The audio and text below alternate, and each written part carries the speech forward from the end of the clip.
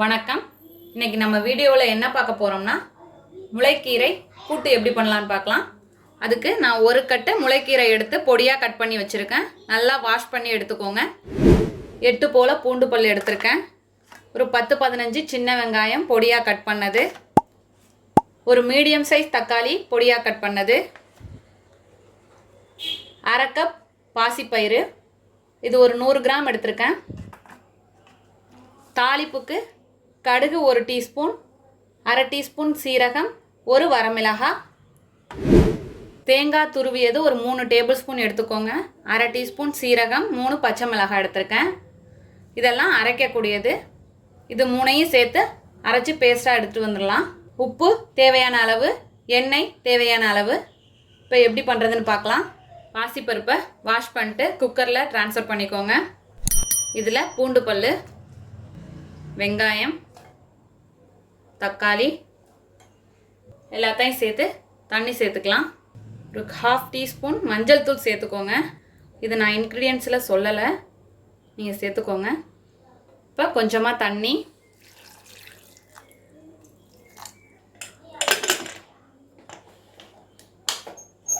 Medium ஃப்ளேமில் வச்சு 3 whistle விட்டுக்கோங்க.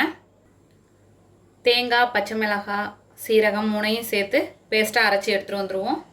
தண்ணி சேர்த்துக்கோங்க. இப்போ எல்லாம் சேர்த்து அரைச்சி எடுத்துகிட்டு வந்தாச்சு. விசில் வரட்டும், வெயிட் பண்ணலாம்.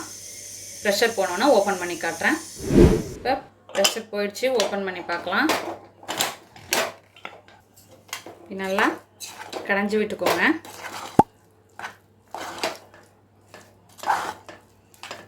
இது போல் எடுத்து வச்சுக்கலாம். இப்போ ஒரு கடாய் வச்சுட்டு அதில் 1 டேபிள் ஸ்பூன் அளவுக்கு கடலெண்ணெய் சேர்த்துருக்கேன்.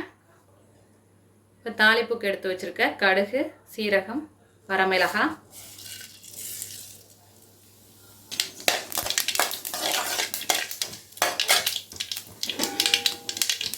கடுகு பொரிஞ்சதும் கீரையை சேர்த்துக்கலாம்.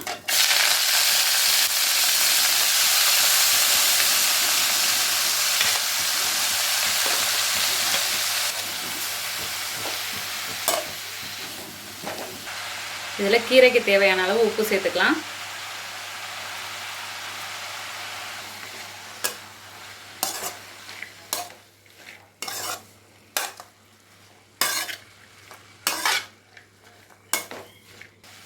கொஞ்சமாக தண்ணி.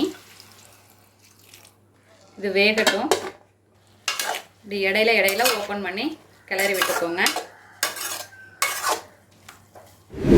ஒரு 3 நிமிஷம் ஆயிருக்கு. ஓப்பன் பண்ணி பார்க்கலாம். கீரை கொஞ்சம் வெந்துட்டுருக்கப்ப இந்த பருப்பை சேர்த்துருவோம். பருப்பு சேர்த்து கலரிக்கலாம்.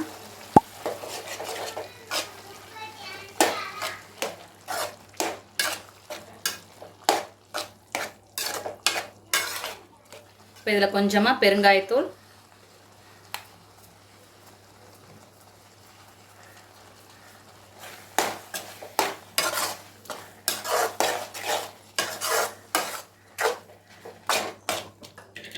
அரைச்சி வச்சிருக்க தேங்காய் பேஸ்ட் சேர்த்து கலந்து விட்டுக்கோங்க. இந்த ஸ்டேஜில் உப்பு பார்த்துக்கோங்க. தேங்காய் போட்டு ஒரு 2 நிமிஷம் 3 நிமிஷம் கொதிக்க விடுங்க.